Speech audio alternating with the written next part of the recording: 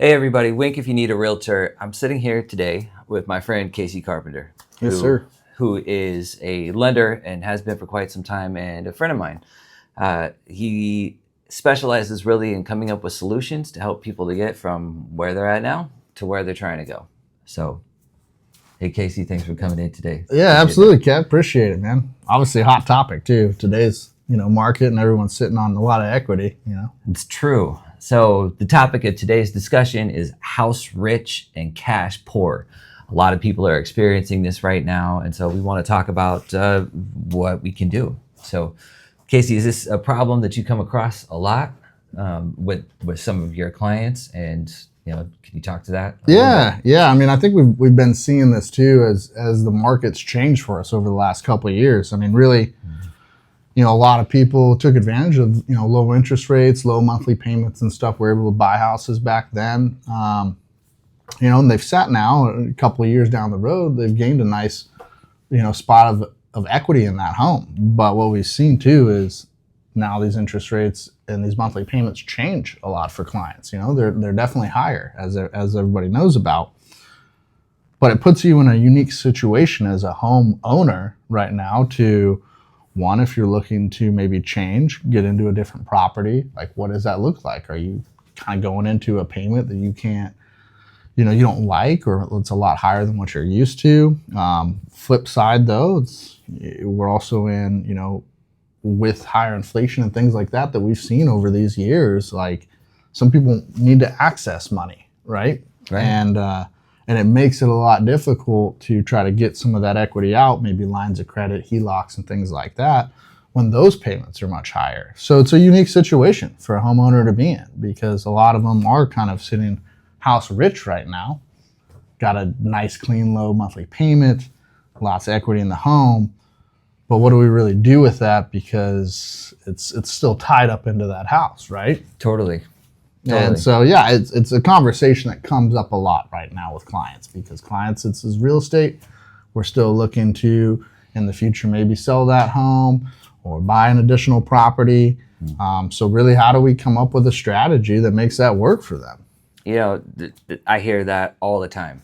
Definitely, a lot of people are in that position. And from an agent side of it, I see that inventory is having a huge amount of pressure on this. Once upon a time, it was more likely that you could get into contract with somebody who was going to sell their home and they would be willing to wait for you to sell yours, because there just wasn't as much competition in the market, not as many buyers vying for stuff at the same time. Yeah.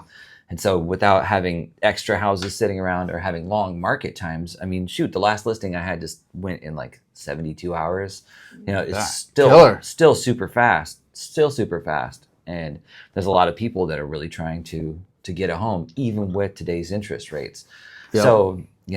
So I'm seeing that definitely, especially with clients who maybe they've owned their home for quite a while, and we've seen a ton of appreciation in the last couple of years. Maybe they got a couple of rental houses as well. Yep. And now they hit retirement. And now that they're retiring, they don't have this like income that they could qualify, but they're sitting on, $200,000, $400,000, $900,000 worth of equity, and their hands are a little bit tied.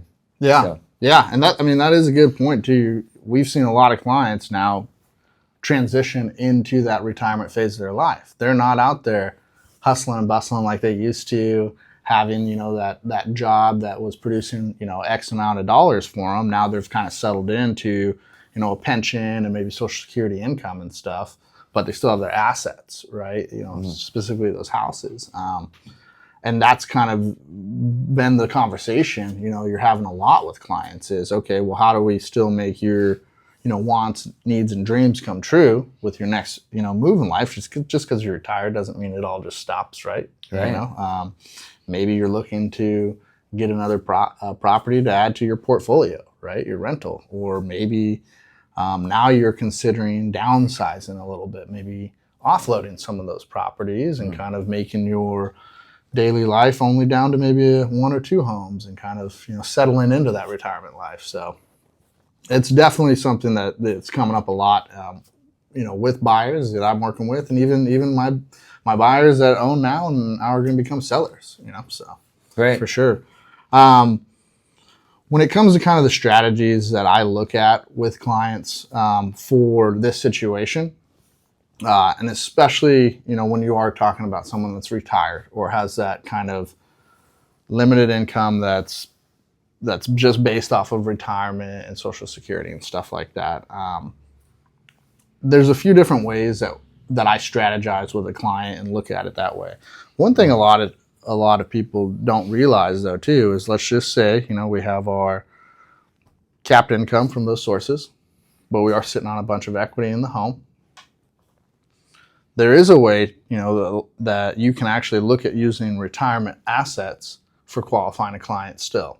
So one thing that, home buyers might not be aware of is you can look at what's called like an asset depletion type loan. Still kind of a conventional loan of financing, but what it is we're going to look at the accounts that they have for themselves. This could be investment accounts, stock accounts, retirement accounts, and things like that.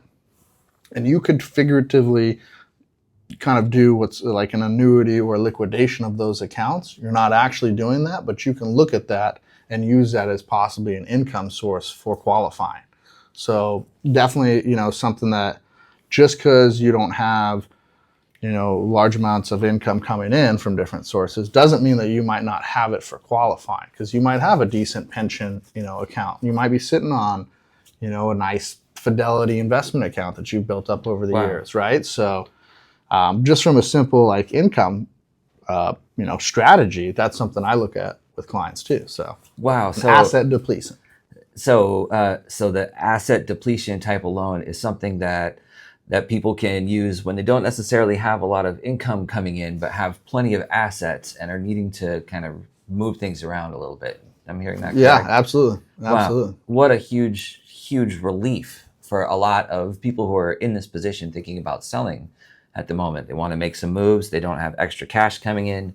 They have plenty of assets, but then how do you afford a mortgage? Well, you're saying you can really leverage the equity that you have and use that to get you the cash that you need to do your transactions. Yeah, 100%. I mean, most retired clients, depending on, industries and stuff like that they retired on, or maybe investments they built over those years, that could be the simple way to look at, like, hey, let's just take a look at your accounts, and maybe that's a strategy we can use just to add in for additional income. And it's really that simple. Like, you're basically coming up with, an annuity type income source for them that they're not actually having to set up, but that program allows you to do that. So, oh wow, pretty cool strategy.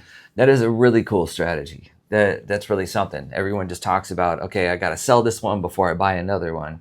And they don't even understand that there's things called the 1031 exchange program that can help you to keep all of these profits that you've made, or a fair portion of them anyway, to help you move forward and not have to pay gains tax on those. So you can use those towards the purchase of your final home. You're going to set up. And capital gains tax, in that situation, it's a real thing. I mean, you could be looking at a good chunk, depending on what the situation is. I mean, you could be like 25, 35 or higher percent, and it's big time money, on definitely $1 million, you're looking, 100 grand, and higher. So, yep, absolutely. Yeah, that's a huge thing. So being able to, I feel like people need to know that they can use their equity without having the government take a huge chunk. 20 to 40% is what it really shakes out to. Yeah. For the most part, unless you got a special situation. But for most homeowners, it's going to be in the 20 to 40% taxation rate, which is huge. Taking 40% off of your retirement funds, like that's awful. And a lot of people too, don't look at it as just like what your home is selling for. You got to look at the gains on that home and stuff like that too. Because a lot of times people, totally shy away because maybe they do have that capital gains tax hit, but it's on the gains. It's not just what you're selling that house as, so on that price. So sometimes that's why you meet with your good real estate agent like Kevin, your local advisor, for mortgage like myself, and you walk through that strategy because maybe that capital gains tax isn't as bad as it needs to be, but the future buy makes it worth it. So we can talk that over and go through that. Or we look at another strategy of like, hey, let's talk about a 1031 exchange to completely get around that. Let's go from one property to another like and similar property, but be able to do that 1031 and avoid that capital gains tax hit. Absolutely. What I've come across is that it's not as difficult of a process to take advantage of the 1031. It's something that you need to talk with people about first. Your agent needs to know about it. Your lender needs to know about it. And it really helps to have all these people working together on it. But also, there's a separate company that does the 1031 exchange, right? And it's not the agents, it's not the lenders. It's a whole separate entity that deals with the tax code. Yeah. Right. Yeah. So having that communication amongst everybody up front really helps it to be much more successful. I've done it now several times for clients and for family members of mine who, for instance, my uncle had a house. He bought it in the 80s for somewhere around $65,000, $85,000, and it sold for about $500,000. So he would have, and he hadn't lived in it for a really long time. So he would have had to pay 40% capital gains tax on about $425,000.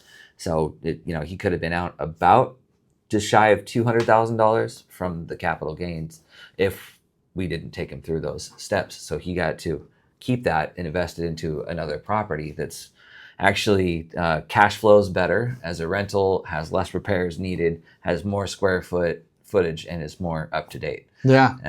And some cash in his pocket. So now he's got a home that he can retire into that until he's able to move there after 2 years. It takes 2 years to go from investment property to primary residence with the 1031. And so that's, one way we could kind of get them through. Yeah, conversation is key. I always believe that with a client, and anyone that's looking to do future moves with their properties or their assets. It's like, you don't know what you don't know, right? And a lot of times it's just kind of talking through your situation, coming up with different strategies, but educating you as that client, and then us just working together on, okay, which avenue fits your needs and makes the most sense and sets you up for success. Definitely. So with that, with wanting to be successful, there's one more topic that I want to go over. I've got a couple here, but a really big one is, and there's a lot of a big lack of knowledge around it, but is that almost anyone could be a cash buyer. So I think 38% last year of purchases in real estate nationwide were cash. Yeah. So if someone is needing to downsize or rearrange their portfolio but doesn't necessarily have liquid cash money, they're getting up against these offers that are just wiping them off the board. Mm-hmm. So with limited inventory, people are having to put in multiple offers and it can become difficult. Totally. So I've heard that a little bit about a couple programs that can help people to compete in a cash-driven market like this. Yeah. And I mean, for home buyers and stuff like that out there, the reality is when you're going to purchase a house, on that seller, that side, it's, really, a few different ways. Like you're either looking at someone that's coming in to buy the house with, a home loan, they're pre-approved, and they have a financing contingency on there, getting that home loan, right? That other, offer might be contingent, where that person does need to successfully sell their home in order to close on the purchase of buying your home as a seller. Or you're into that third situation where the person just has cash. There's no loan, there's no home to sell. They have the money, the funds ready to purchase it outright. And a lot of the times you see that win because time is a big crucial part of that. As a seller, you're looking at, hey, maybe it takes 30 days for that person to get their home loan completed. Could take, let's just say, maybe 60 to 90 days, or who knows, even longer, for a person to sell their home if they needed to do that first and then buy your home. Or in a cash situation where the person has the funds, I mean, they might most likely be able to close in 2 weeks or less. Yeah. And that's where that key part is like, hey, as a seller, they're looking at that like, hey, we don't have to worry about maybe financing failures or loan failures, or maybe the house the person needs to sell, something happened with that, not falling through. The cash is in the bank, it's ready to go and buy. So a client will lean as a seller to taking that offer. And so that's where you see that kind of come into play, like those type of offers win. Totally do. But we have a lot of clients that just aren't cash buyers, that don't have that cash readily available. It's usually tied up in the home from what we just discussed. Someone that's bought a house and gained a lot of equity and stuff like that in there. So how does that person compete? And that's where this cash buyer program comes in. Not everybody has the cash buyer program. It is kind of a unique opportunity out there, but in Kevin's point, it can make anyone a cash buyer. So what it is the cash buyer program will allow a client that has a home to sell, and you don't necessarily have to have a home to sell either, but it'll allow that person to purchase the new home that they want to purchase using cash and actually become a cash buyer. Whoa. What's leveraged off of it, though, is either assets that the person has, or in most cases, equity in the home that they have. Right. So the person will use this program in order to purchase a house now, take it off the market, be able to get it, under their name, quote unquote. It might be under the cash buyer program to start with, but take that home off the market, now turn around, take their time, sell their departing home, and come back and use those funds to purchase that house successfully under their name from the cash buyer program. Whoa. So it's kind of like that's huge, because I can't tell you how many people walk into an open house or give a call to see a place, and they want to find just the right one before they're willing to sell their house. Yeah. But then they find just that right one, and no one's listening to contingent offers right now. No one cares.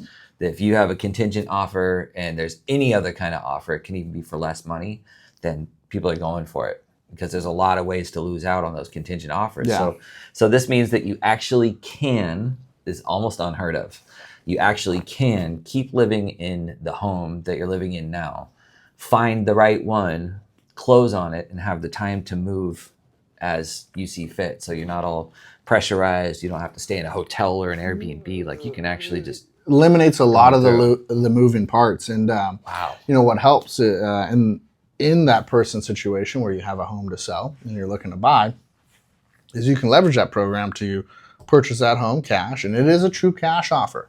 Wow. So as an agent, you would sit there and write that offer up as a cash buyer offer. You'd have bank statement funds, be able to show the listing agent, the seller, true cash offer. You go through your inspection period, everything checks out, and you close it up like that. So one, it makes you actually a lot more competitive as a home buyer, because for that seller and the listing agent, they know that, hey, it's going to be a quick close. Yeah. It's going to be cash, so there's no real financing contingency or, really appraisal contingency, right? So a lot of those orders go out. Yeah, so now you're kind of moving up to, the top of the list with your competitiveness. On the flip side, though, for the home buyer that has that property to sell, when that cash buyer does close, they actually can occupy the property right away. So they can sign a rental agreement, and every cash buyer program is a little bit different, but some of them you'll sign a rental agreement, so you'll actually move into the new home that you just purchased cash, occupy it, essentially rent that property out while you sell your departing. And this comes into our clients that are retired, right? This is the key for them, because as we all know, they might have lived in this house for 20, 30, 40 years. Guess what happens? They accumulate a lot of stuff. A lot of stuff. So is it easier to sell a house with a bunch of belongings in there? Or no, is it easier? Impossible. Is it impossible. Is it easier to sell it once that stuff's kind of moved out? Yeah. Clean slate for the new home buyers to walk in and envision themselves living in this home. So that's the beauty about it too, is they can move into their house they just purchased cash with the program, and then they can actually take their belongings and move that into the property as well. So then now you can work on trying to sell that departing residence of theirs at the best shape, best price you can for them. Totally. Wow, that affords such a cool opportunity, in that right now in a market like ours, where we have pretty inflated housing prices, especially compared to the rest of the country, every little bit of TLC that goes into the house now before you sell it is you're going to get your money back, like really heavily get your money back on it. So if you got a house that hasn't really been updated in 10, 15 years or so, and you can come in and even put a fresh coat of paint and some countertops in there, you're going to like triple, quadruple your return on your investment on that upgrade. So that just buys you time that is absolutely worth it. I mean, from my background, I came from construction and I did a lot of handyman work for the longest time. For years, most of my work was helping people get their house ready to sell, or they just bought a fixer and now they got to fix it real quick before they move into it. Either way, I watched time and again and again and again and again where $20,000 turns into 60 or 80 in equity. And if you're looking at, the latter years of your life, like I'd rather have an extra 60 or 80 grand. I don't know about you. Yeah, absolutely. But yeah, it's just ways to have a more stable retirement. So instead of having to fight in this market and get kind of tore up and fight and battle and try and get things sold really quickly, a cash buyer program like this, it sounds like it really affords people the opportunity to grow their wealth and to grow their assets while they're transitioning in the most smooth, easy way possible. Yeah, it's a great it's a great strategy for clients to get them into a property without having to deal with the stresses of trying to be contingent, trying to do 2 transactions at one time, because buying a home, going through the home purchase is a process in itself. Selling a home and buying a home at the same time is double the stress, double the time, right? So it allows them that, but there's always it's not for everybody. So one of the biggest things, with the cash buyer program is it does look at that departing property in detail, kind of what's going on. So this does work for someone that does have a decent amount of equity. Sure. So it's like, for someone that's maybe just purchased in the last year or two, maybe they don't have that equity built up enough to leverage it on, because part of that risk of the program is, you're having that program purchase the house for you cash. They are assuming that risk because they are purchasing that property and holding it for you. Mm-hmm. Does your departing sale make sense for that? And that's where that equity position comes in. What you typically want to see is kind of at least a 30% equity position in that home. So about a 30% equity chunk that you're going to make when you sell it. Not too bad, though, if you've owned a home for a little bit of time, because we know that equity growth has been there, right? And then, as a home buyer, being aware that, hey, you might have those rental costs and stuff like that while you sell. Sure. So you might have, a mortgage that you're paying and you're some rental costs. Either way. You're going to have them either way, though, if you were to, what? Honest, if you were to try and move out into a rental or a hotel or whatever that is, right? Yeah. In the meantime. So, again, falls back to the education part where, that's something I would explain, would go through very thoroughly with a client. And they understand, and if it pencils out, it's a great opportunity for them to use it for sure. Totally. And most of these rents, are they super inflated rents with this project, or? Good point. Typically, they're about a market rent, on what it's going to be. It's kind of capped in, each range of prices is a little bit different, right? You have your 300 to 400 range, 400 to 500, 6 to 5 to 6, 6 to 7, and it goes up from there. But if you were to look at it compared to your current market rents, pretty similar to what renting a $500,000 house would be, stuff like that. And at that, is it that fair market rent? Is that kind of is that based on what would be a long-term rental, or is it compared to short and mid-term rentals? Yeah. Because that's a different number. Yeah, different number. I would say you're probably looking at more of the short-term rental numbers. Depends on as you honestly get higher in those purchase prices, that's where I think it goes more to short-term. I'd say 500 and below purchase price point, more of long-term market rents. Sure. As you're above that, more of short-term market rents, if you were to kind of compare them apples to apples. Definitely. With that, that rent that person may pay as they're in that property while they sell their departing, typically that's going to be like a separate invoice when they do buy that home back. So the beauty of that is they might not need to be making actual rent payments while they're selling their home. They will have a rental invoice at the end, and every program's a little bit different, but they will have a rental invoice at the end. And that's where it's like, okay, well, we just use a little bit of that proceeds that they made on the great sale they just had, and that covers their rental invoice. Absolutely. I mean, either way, when you look back 6 months in the past to when you closed, how the money moves isn't as important as the bottom line and what you get out of it. So, right. but that's pretty crazy. I looked at the market rents and some of the stuff that you sent across to me about some of these programs, and just knowing what I know of working with investors and working with people who own rentals right now, to my eyes, that looked like long-term rental numbers.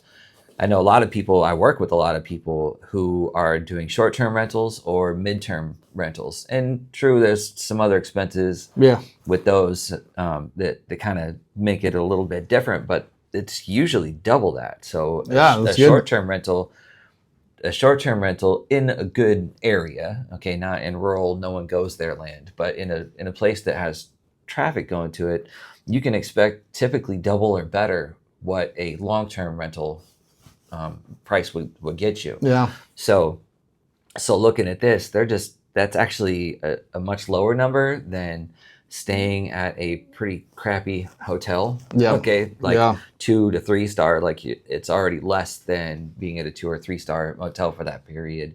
And then they don't have to necessarily pay for it cash out of pocket. So if they're on a fixed income with a ton of equity, then it can all come kind of settled out at the closing table, and they don't have to bring a lot of extra money. 100%. And the way I explain it to clients too is huge. You look at that rental cost, and you might have double that rental cost on your own if you're doing it, where you are staying in a short-term rental, hotel, Airbnb, or something like that. Because guess what?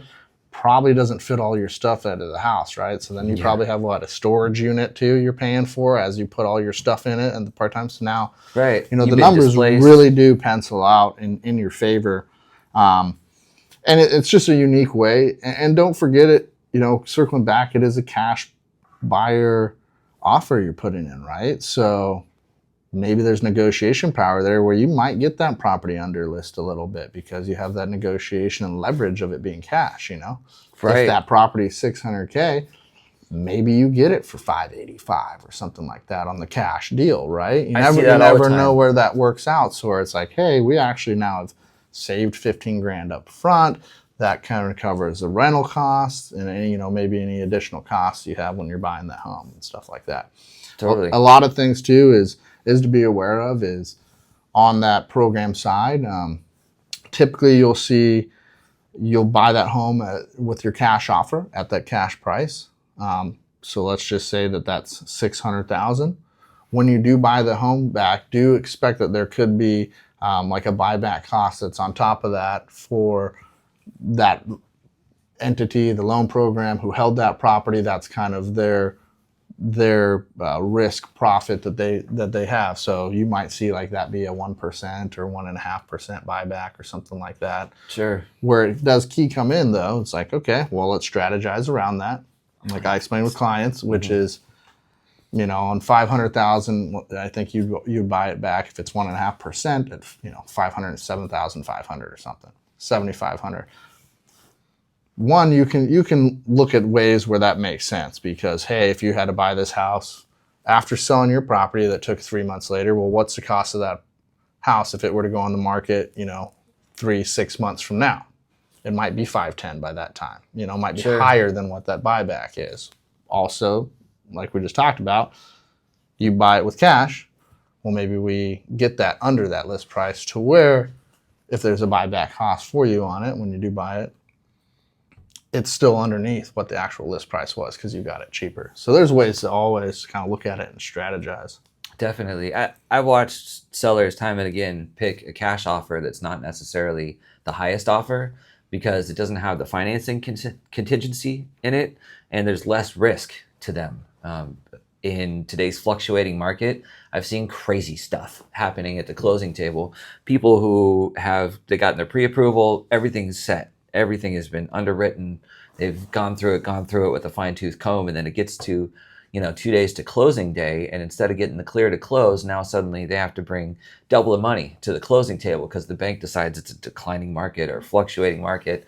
And so they're like, wait a minute, our house is already pending and we're doing this. Yeah. What do you mean we got to bring double to the closing table? So that financing contingency is a pretty big deal. And unfortunately, we've been hearing a lot more deals kind of coming apart right there because of the banks, not necessarily because of the buyers or sellers or anything they did. Yeah. But just the state of it. Have you seen stuff like that? And we're always in a changing market too, right? And that's what it's, when you're getting your home loans and stuff like that, that's why I always tell everybody, one, on a personal side, just be as transparent as you can, because everything does usually come up, right? Like, you're not going to be able to avoid hiding any, credit things or debts or anything. Like, it all exposes itself. But you're in a market too where it changes, where there could be just something that's found, on that property that now becomes a risk or a safety and health thing, right, that you got to overcome. You might have interest rates and stuff like that fluctuate and change. And now the client, qualified at a certain amount, and now with a higher interest rate, they don't, or something. Totally. So having that cash buyer opportunity does alleviate that concern for your sellers, for sure, because it's a cash deal that's out of the way. Now, for our home buyers, they're still probably going to maybe have a loan. It depends on how much they sell their house and equity and stuff like that. But, that's then where you're able to make sure we're all solid on the financing side for them purchasing it back. Mm-hmm. But up front, out of the gate, to get that home secured, put it under their, off the market under their name and stuff like that, cash buyer, definitely helps. Absolutely. I mean, it's like it's a cheat code. It really is, but it's no cheat. It's no funny business. Yeah, there's no funny business. Ahead, that's really something that can help a lot of people. I think that they don't even know about. No, and it's not necessarily just big and advertised out there. And the biggest thing is because it's not everybody has the ability to do it. I would say there's only a handful of lenders or programs out there that offer it. And really, it just came from a position of watching in 2019 and 20, and mainly 20 and 21, where the market was wild because we had such low interest rates, home prices up, and you've seen back to our low inventory market, though, a lot of people competing for one house, right? Yeah. And driving up that price, and a seller sitting there and going, well, I got 20 grand over, 30 grand over, 40 grand, 50, 100 grand over offers, and them taking those higher amounts, but taking it from cash buyers, taking it from, maybe financing only contingency buyers, but your contingent buyers were left in the dust. Completely. They were left in the dust. And honestly, I think it was a great call for certain programs and stuff like that to come available, because you're looking at that and there's no reason a contingent buyer should be left out. There's no different, really. I mean, they just have a home to sell. So why do they not get that opportunity to try to compete? So these programs came out to help them succeed, where they now can be competitive. They can put in competitive offers and stuff, and not just because they have a home to sell, just completely fall out of the market. Right. Wow. What a huge advantage. And just to touch on one more thing you were saying, talking about people coming in with these offers that are way over and way above and way beyond, that creates a serious appraisal contingency for a lot of people. And there's not a lot of conversation about that, but I think this is something that homeowners really need to know about, is when you go to sell your home and you're in a situation where a much higher offer comes in than what necessarily the books say that your property is worth. That can also cause a problem in the closing of the property. Yeah. Appraisal contingencies, it's a big thing. Because at the end of the day, your home is going to be kind of worth what your home should be valued at for that market. Obviously we always are looking to gain equity in homes as years go on, but if you're selling today, whatever that value is kind of estimated to be at, it's kind of the value of the home. And when you have someone that buys it beyond that, and agents do such a good job, same with lenders trying to evaluate what a value is on the home. But like when you're selling somebody's home, you do CMAs, comparative market analysis. We're trying to figure out, hey, we think probably 625 is kind of the spot to be at for listing the home. Not to say that that's the exact value, but kind of roughly based off of comparable homes that have sold, other homes similar to yours, short distance in your neighborhood, time frame of selling, have sold for. That kind of tells us what it is. But someone comes in and you accept an offer for $725, there potentially could be $100,000 appraisal difference there, or value to appraisal. Sure. And so that appraisal contingency does create an issue, because as the lender and the financing side goes, we're going to have to cater that financing based off of what the appraised value of the home is. And so if there's a difference in that, that's where we got to look at, sit down and kind of come together and negotiate a strategy of, okay, well, there's $100,000 difference. Does our buyer have that and is willing to pay for that difference? If they are, and they understand the risks of that, and the house is worth it, an opportunity, well, then they can bring that 100 to the table. If they're not, are we in the sellers able to negotiate that difference? Because the home value based off of the appraiser is what we have to go off of, and we can't necessarily change that. So, the seller might think that it's worth $725, but if it tells us it's only $625, like, that's the number we have to go off of. So can we meet in the middle? Mm-hmm. Can we come down $50,000 in price, and maybe the buyer comes in with 50, and we meet that in the middle? Or, is there a way to just renegotiate it based off of appraised value? Those are kind of those conversations you have, but that is a real thing when you get into a market where people are bidding higher for homes. Sellers are taking the highest and best offer.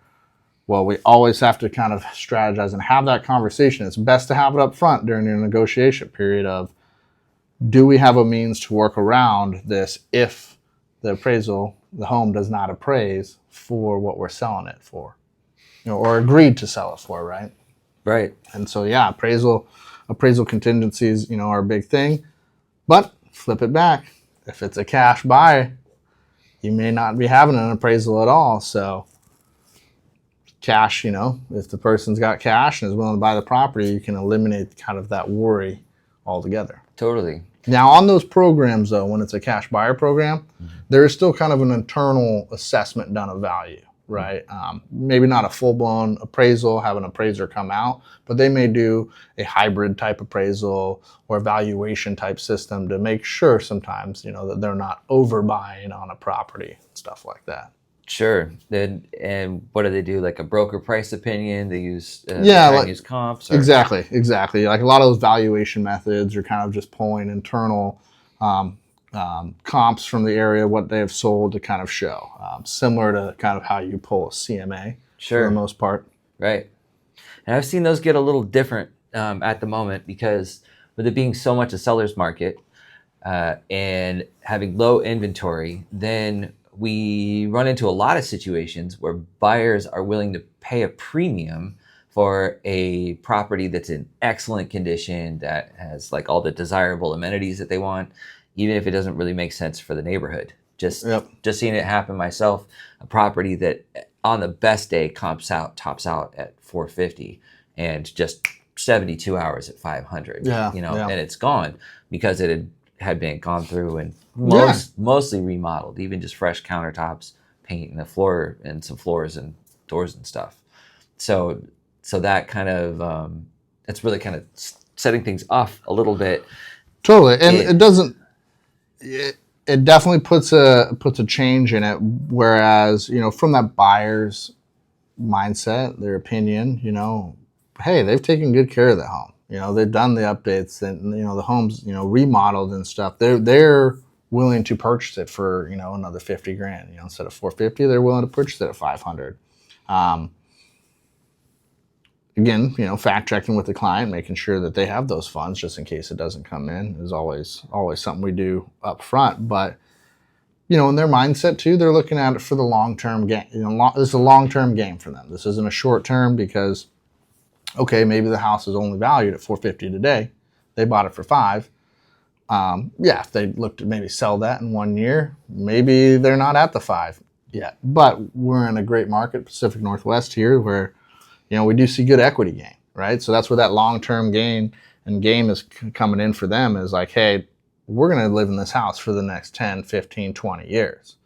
Right. So when that comes back, okay, now that home is worth $650.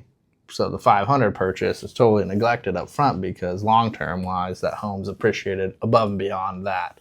Right. But they started themselves out with good bones of a remodeled home and stuff. And they didn't purchase the similar home, 450, that hasn't had any updates yet and still looks like it's from the 80s. Right. Yeah.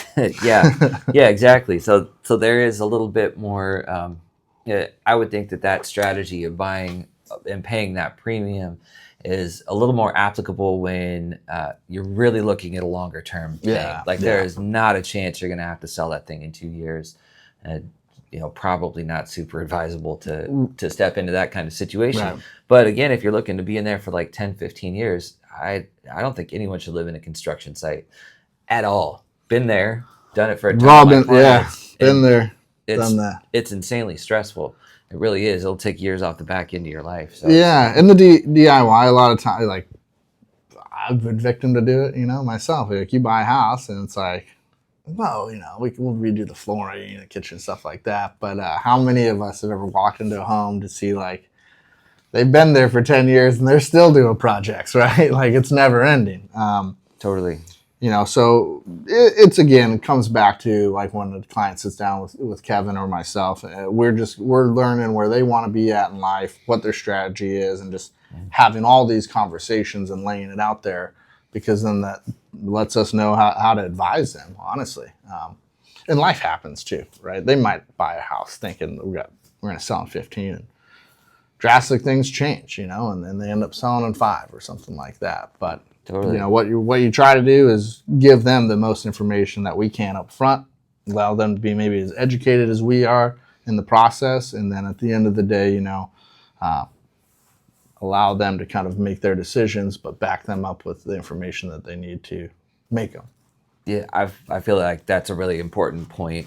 One of the biggest things that brokers like the two of us have to bring to the table is to really help people boil down what all these options are, because there's just so many possible paths that you can go, and all of them are filled with pitfalls. So really having people that are able to customize your plan along with you and kind of have that plan laid out up front, sounds like you got a better chance of success, and maybe even might walk away with more money and a better house if you do it right. Absolutely. Yeah. I mean, I think, the goal is that, right? Get yourself in a house that you love, a house that's going to set you up financially, set you up with equity, and long-term be just a good investment. Yeah, absolutely. Not every investment is a good one. Know that. Sometimes buying a home can be an emotional decision, and it is. It's a huge emotional decision, but logic has a lot to do with this, because it's going to have a lot to do with what your bank account looks like 12 months from now. Yeah. Big time. 100%. And on and on and on from there. Yeah. Yes, sir. Totally. So I think we've covered most of the stuff that I wanted to cover today. Casey, let the people know, how do they find you? How do they tap in? Yeah, absolutely. Casey Carpenter. You guys can find me on Instagram, Facebook. We also have a podcast that we do, the MLO show. And you can always hit me up. 503-619-9993 is my cell phone, and it keeps me on. And then, we'll have all the contact information and stuff like that below this video. And we're here to help. And honestly, if you just have questions, like I tell everybody, it doesn't mean you need to be buying tomorrow. Like, let's have the conversation now, and set you up and answer any questions so you're ready to buy or sell when you're ready. Absolutely. Thanks for sharing that, everyone. Make sure you go check out the MLO show. They are bringing information like this to buyers and sellers and everybody every day, out of the goodness of their heart, really. They're just making sure that people are educated, have access to the information that you need, and they're available here. So anytime, have a conversation. We're never too busy to answer questions, believe it or not. Go ahead and reach out. We're here for you. If you want more information about this or anything about your particular situation, text the word home to 503-660-2200. Wink if you need a realtor.